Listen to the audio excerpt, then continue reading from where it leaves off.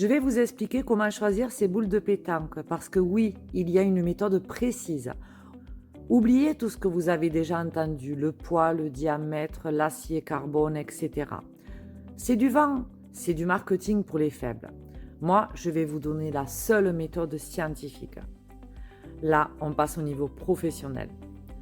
Alors, première étape, vous allez dans un magasin de sport, là où il y a le rayon pétanque évidemment. Et là, très important, vous ne regardez personne et vous touchez toutes les boules.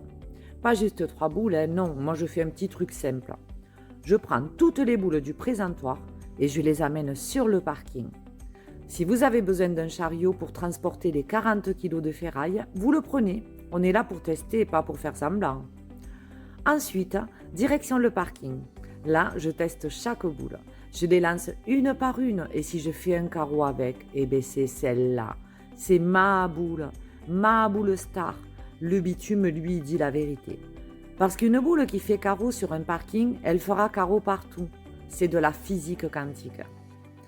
Alors moi, j'ai aussi une technique très spéciale. Je vais là où il y a les caddies. Parce que les caddies, ils sont magiques.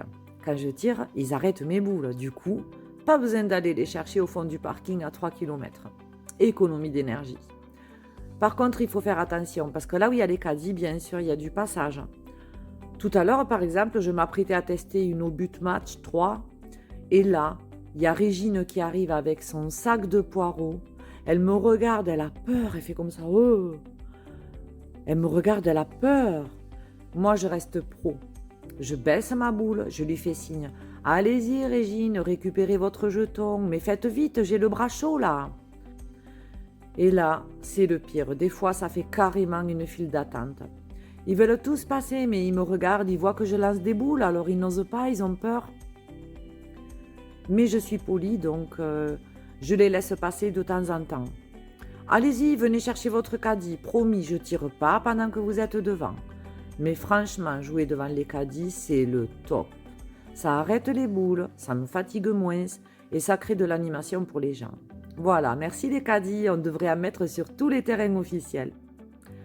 Je ne sais pas pourquoi, mais les employés aussi, ils sont jamais très contents. Pourtant, je les aide à vérifier la qualité du matériel. Moi, je fais du contrôle qualité bénévole. Et alors aussi, il se passe quelque chose d'étrange.